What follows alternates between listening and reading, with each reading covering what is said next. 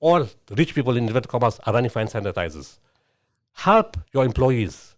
Buy the hand sanitizers and give it to them. Yes. In your company and in your homes, and let them take it home. It's for their own safety and for their families and for your safety and for your families. This is about altruism. This thing cannot be done in any way. It's time to forget hoarding, greedy, being selfish, wanting to make money. And while we're talking about wanting to make money, to all those companies, this is a direct message. Please don't inflate the prices. Deputy Editor Steve Saville chats to Dr. Imtiaz Sooliman of the International Aid Organization, Gift of the Givers, about COVID-19 and their response to the pandemic. Good morning, Dr. Sooliman. Thank you so much for joining us. We're very grateful to have you here today. I know you're a very, very busy man. Tell us what your initial response was when you realized that this COVID-19 was getting out of control. Good morning, Steph. We were watching worldwide patterns, and we were hoping that the kind of crisis that happened in Italy and Spain doesn't come to South Africa. Because the worrying thing is that these countries are first world countries, with updated health systems, with all the technology, with no malnutrition, with no real cause of concern like we have with 95% of our populations in our country. And when the thing that worried us was that so many people were dying so quickly. And you said this is happening in a first world country where people are well off. What's going to happen if that happens in South Africa, if it comes to South Africa? And I mean, this thing started somewhere in November, although it was only said it started in December. And you say, okay, December's gone, January's gone, it's looking good. You know, we're not doing bad. Yes. And suddenly towards the end of February, the beginning of March, the first case comes, and that right next to us in Hilton. Yes. But all credit goes to that first individual, that gentleman, who went and tested himself and gave himself up into self-quarantine. He actually set the standard for the whole country to follow. Absolutely. And we didn't want to rush and cause a panic, because if you start rushing and start making big announcements, you're going to cause panic. So we had to be measured in what we do. Yes. And we kept on holding back. And as the cases started increasing, we said, okay, our standard rules of disaster management is disaster preparation. The most important aspect of the management is the preparation. Yes. It's time to start getting ready in case something does come up. And at that point, I was on our way to Eastern Cape. It was last week, Wednesday. And I got a call from Bakabadi. They said, look, we'd like to do something with you in terms of fundraising. Patrick is the head of Bakabadi. I said, Patrick, you know what? We don't want to do something too crazy right now. Let's measure it, because, again, we don't want to cause panic. And I met him, and we said, okay. Then I gave it a thought. And I said, right now, everybody knows, following everything, buying hand sanitizers, not shaking hands, you know what, making sure that they wash their hands properly and all those kind of things. So I said the public is following the rules quite well. Let's wait. And right now, it's a disease in inverted commas of rich people. Those coming from, overseas and coming into the country. But here's where the problem starts. We started identifying China, South Korea, Spain, Italy, Germany, USA, UK. And we said those are high-risk countries. Now, the first problem for me with that was that a lot of the people from all different countries meet in Dubai, in the airport, in transit. Yes. So a lot of cases from countries that are not high-risk could cross each other in Dubai and be shaking hands. And if you don't know, virus is lying on the table if they sneezed. And the table did not get washed when they had their food, Yes. because the waitresses don't just wipe every time while you're eating. Yes. So there's a possibility. I'm not saying it happened, but it's a possibility where we need to be more aware of that factor, a centralized airport in the world. Although the Middle East got very few cases, but most of the people in transit don't go into a country. That's right. They're in the airport. Yeah. And there's so many flights coming to South Africa. So that was the first point that I was worried about. The second thing is where, yes, everybody could self-quarantine. But before that, if they met or they were in contact with their staff, their laborers in the working place or in the domestics, and they take that home. The well people, there's nothing to worry about. In most cases, 97, 98%, it's just like that from the employer, goes and stands in a taxi rank, in a bus rank, in the train station, it goes in the community, and into a community with high in TB, HIV, malnutrition, and also cancers where people are immunocompromised. Yes. Then the nightmare starts. Yeah. So and when that scenario started playing out, I said, what would we like to do? We don't want to buy sanitizers right now to give the public, they're doing it themselves, but we can do certain things. We can prepare to support the health facility. We don't want to intervene in front of them. Let us be a backup to the health facility. Because in most cases, my guys are from the health department in any case. My Yes. teams. I got them in private and I got them in government also. And it started off with the guy that led the team to Wuhan to fetch the South Africans. Is actually the head of my search and rescue team. That's fantastic. That's Ahmed Baum. And he consulted with me quite extensively before he went. Okay. Should he go, should he not go? And I said, Ahmed, the minister has appointed you. This is a great service to those people and to their families in South Africa. Yes, We it take all the was. precautions. In our case, in disasters, we don't shy away from risk. That's our specialty. We specialize in risk. We go into war zones. We dive between bombs. There's infections. There's riots in the street. And this is what we do. And we've experienced all this already. Yes. So it's not something we don't do. And you've actually been to Philippines with sharks around you in the boat, you know. So Yes. but not to take the credit away from him. Ahmed is very brave. He's learned a lot. He said, okay, I'm going. Yeah. And then, of course, it was catapulted by a team from Gauteng was sent to Polokwane to check all the people there, if they're healthy and ready to receive the group that's coming. And the lady that head the team is also part of the gift of the givers. Oh, wow. Dr. Firoza Motara, she's an intensivist, and she led the team. So we have high caliber people. Yes. So I said to back them up and to back the health department, and Ahmed is directly in contact with the minister, what we're going to do. Yeah.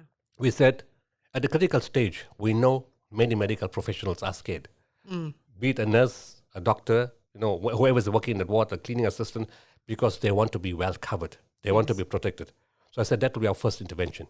Cover yourselves properly. Let's apply that to the doctors when we get to that stage. Because when we get to that stage, they will require that full protection and they will require additional equipment.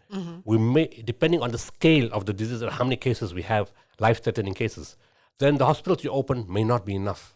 You may have to open all the ICUs and stop theatre work because theatres got oxygen. So you have to convert the theatres into ICUs. Yes. And you may run short of equipment if they're not been well maintained or they're outdated. So we said, okay, let's look at the protection and the equipment at that point. And we already have our own equipment that we use when we go out on disasters. So we can make that available immediately the crunch comes. And then to buy all these other things, we put on 5 million rand immediately from our reserve funds to support that process when it happens. Wow.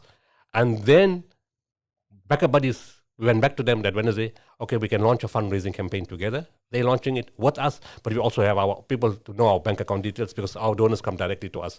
Okay. So we said protective clothing, ventilator support when it happens, and fundraising now. In the event, we need more support for that. And we started off like that as our plan. But as we're going along, a lot of new things are evolving, and I'll speak about that too. Yes, yeah. Doc, tell us, we know you for the work you've done with water in our country. Tell us about how people who are in water-compromised areas will be able to cope with this. Well, you know, we were in Eastern Cape in Tsebe last week, and where the huge accident took place 2 weeks ago, the bus accident. And everybody, whilst concentrating on the funeral, we met all the top tribal leaders, the heads of all the different groups. And even government people and the people on the ground, honorary people said, you know what, can you see there's no water here? Go to the dam, there's no water in the dam. Can you see the silt here? How are we going to wash hands when there's no water to wash with? And that was their big concern. Yes, how many of us can afford sanitizers? And they said that's not even available. So we said, look, we're trying our best to provide as much water as we can. It requires big government support, especially in the Eastern Cape and Kwakwa, parts of the Free State. We drilled, whilst we were there, we drilled 3 boreholes. Wow. Not only for the sake of the gift for the funeral, but in preparation for this virus and in just for needs of water. What is the daily need? What of the virus, right? So the 2 boreholes were hit. The one was 3,000 liters a day near the school, and the second one 1,000 liters a day, which was enough for the area. Then we went to a hospital nearby where the patients were initially transported to. They've got no water in that hospital. Oh, my word. And fortunately, we drilled on Sunday, and yes, by today's Wednesday, Tuesday afternoon, we hit 8,000 liters an hour. Wow. And the way we make it, the water is not for the hospital only, Okay. and not for the school only. It's the primary focus is the school and the hospital, but then we run pipelines from outside, and we put taps for the community, and we That's put Jojo tanks. fantastic. And that's what we're doing in Grafrinet. We've got more than 50 to 60 Jojo tanks in the different schools in Grafrinet, where the schools take and the public takes also. Now look at the irony. We get called from Grafrinet, from our teams, to say there's 2 cases being tested for coronavirus in the Midlands Hospital in Grafrinet. The results have not been made public yet, but the hospital has already called for sanitizers, for masks and blankets for some strange reason. Okay. But The great thing is that there had no water. And just a few months ago, we drilled a borehole, a highly successful borehole in that hospital. And yesterday, all the bacterial tests came back that the water is absolutely clean and pure to use. That is fantastic. So to answer your question, yes, our water tankers, 3 of them are working daily, 7 to 8 times a day, delivering water in Graftonnet, Makanda, Bedford, Adelaide. All areas we've put balls. But we haven't reached Chromie, we haven't used all areas of Butterworth, Queenstown, King Williamstown. We put up already 8 in Kwakwa. As part of the intervention in dealing with the virus, the government has to speed up the rate of borehole delivery, but just not using anybody. Yes. Contracts are given to people who have no idea what they're doing. Yes. 33 boreholes were drilled in Butterworth and virtually no water coming from them. Oh, no. In other areas, they drilled into the sewage system. Oh, no. Yeah. So there's a stench, and it's causing more infection and more disease. Yeah. So there's no more. I'm being blunt. Give it to your friends and your family and your cousin and your uncle. Yeah. Give it to people who know how to drill, and give it to people who know where the water is. Exactly. Because we have no money to waste. There is no money. Absolutely. So whatever we have, we got to use it very judiciously. Yeah. So yes, so that's going on in terms of hospital. And then yesterday we placed an order. We're expecting the N5, the mask, the ones that's required specifically for this disaster. Okay. Yeah. And we're getting 10,000 that are hopefully arriving today. Oh, wow. And then hopefully also disinfectants, which we can, as I said, our initial target was the end stage, critical stage. Yes. But we're already getting requests and we're not waiting. Yeah. We're saying, okay, but again, we make it clear our support is for hospitals, medical facilities. Yes. So because if the medical personnel are knocked out, who's going to treat the patients? Exactly. So it mustn't look like we're not looking after the public, but we need to make sure that the public comes, because the rest, 97% are not going to have a problem. Yes. They're going to be fine. Yeah. So we've got to cater for those 3% who are at life risk. Yeah. And we want to help those people. So indirectly, we're helping them by looking after the medical personnel. Yeah. And Doc, tell me about the testing, because there's concerns about shortages of tests in South Africa. That has been another major issue. And before, I'll explain something else about that. People are going for tests. One problem was they say the test kits are short. Secondly, the cost of testing was very high. Like some companies were charging like 1,400 Rand a test. Now you've got a family of 5. Yes. It's 7,000 Rand, excluding the consultation to the doctor. So it adds up to almost 10,000 Rand for a family of 5, which is very, very expensive. The medical aid will pay, but they'll take it from your savings. Yes. Unless you test positive, they will then cover it from the normal, the other funding. So that's the first problem. Then we looked at it. We said, look, there has to be an alternative way, and we decided we haven't done it all over the country. We set up our own testing station 2 days ago on Monday. We somehow, with our support, subsidizing it, getting discounts, we managed to bring the price down to 750 Rand. Wow. So it was half the price. Wow. And already the first day on Monday we had 5. Yesterday we had 36 people. That's in Johannesburg. Okay. We're now looking at setting up in Durban, in Cape Town, and we may spread to other centers. Okay. But that doesn't solve the problem of the shortage of the kits. Sure. So the laboratories that we're dealing with, and I asked the guy this morning, have you got kits? He said, I'm out of stock. I'm expecting 400 to arrive today. So I said, are you limited in what you can buy? Is it like a ration? Yes. You can only take like 400 every so many weeks. He says, no, it's not that. It's a cash outlay. So I said, has the company said they don't have kits? He said, they haven't said that. Yes. So I said, you mean the company does have kits, but it's a fear of the cost outlay. I said, I'll fund 1,000 kits at every cycle. Wow. Let's start over there. We got to have kits available. Wow. So we said, okay. I said, I'll stand the gas guarantee, or as much as you want, because this number is going to grow exponentially. Right? So but then whilst doing that, China has now manufactured another type of kit, which is almost half the price. Oh, wow. And they say it's far more effective. Okay. I've already sent it to Ahmed to present it to the health department. They can check it out from a scientific point of view, make sure all the parameters are met. It's far more accurate and can get you a result in 10 minutes. Okay, wow. So I'm not going to give the details of that, but we look at alternatives. And we have access to the supplier directly. In fact, they've already visited our testing center yesterday. Oh, that's fantastic. So we could even outlay the money for that. And of course, there's no profits being made on the stuff. Yes. Because we're an NGO. Yes. The doctor that does the test, the examination, he has to be paid by the people directly. Yes. And the test kit has to be paid for. and the courier costs from moving from Joburg to Durban where we're testing it, Yeah. and all the consumables. Yeah. That's all is being paid for. When I Yeah. say there's no profit, it just covers the expenses of the staff because it's high risk, right? So to cover, and you have to buy the mask and all those other kind of things. The consumables have to be paid for. So if, even re-looking at it, if you can drop the price even below 750. Yeah. Okay. I know that people who listen to this will ask why Maritzburg isn't being serviced by the test. You have to find a doctor, you have to find a premises. Okay. Because it's not as easy as just putting anybody anywhere. Okay. Even in the tests, there's a specific protocol you got to follow. You can't just test. There's another point the public needs to know. Everybody just can't come for testing. There's a thing called the case definition, Okay. set up by the National Institute of Communicable Diseases. Because if that happens, 60 million will come for testing, and now we don't have kids, and the health services will be blown apart. It won't work. Absolutely. And So there's special questions like, did you travel from overseas, from those countries? Okay. And that's why I said that's where the flaw is. What if you met somebody in Dubai? And you didn't come from, you came from another country, but you met a guy from that country in Dubai. Yes. So that's the first flaw in the system. And then eventually, did you were in contact with somebody that was positive? yes. Now, the third thing was a family came on Tuesday to us. They said, look, we don't know the guy was positive, but he came from Spain. Yeah. He came on the business deal. We shook his hand. All our family was there. Was he positive or not? We don't know. So we need to do the test. And now the other question is coming, although it's not case definition, according to NICD rules, you can't test everybody. People are saying, but our employer said we can't come back to work because of certain conditions we've got to get tested. So that's now causing an employment problem where Yes. staff can't go back to work unless they tested. Yeah. So that's another issue to deal with. So Well, I'm so sure so the rules- Department of Labour must step in there. So those are the kind of new challenges that are coming in, Yeah. to facing the people. So let's see how it develops. The kids are there, people are coming. So you know what? Don't rush the system because even the flu season is coming now. Yeah. So unless these things happen and NICD changes its rules, almost guaranteed they are going to change the rules within the next 48 hours. Yeah. Because now you're getting secondary transmission. That's Somebody who hasn't come into contact with correct, somebody yeah. from overseas, but is sick in the township. The guy from the township hasn't traveled to Dubai or to UK or to Spain, but he's sick. And that's when the nightmare is going to start, when it starts spreading the areas. Yeah. So the rules have to be extended, and the pressure becomes on the government services and all. And for us, by getting the kids at a lower cost, is to say, those of you who can afford it, please don't go to government. Pay for it yourself, ease the burden on the health services, so those who really need it, who can't afford it, the government can help them. Yeah.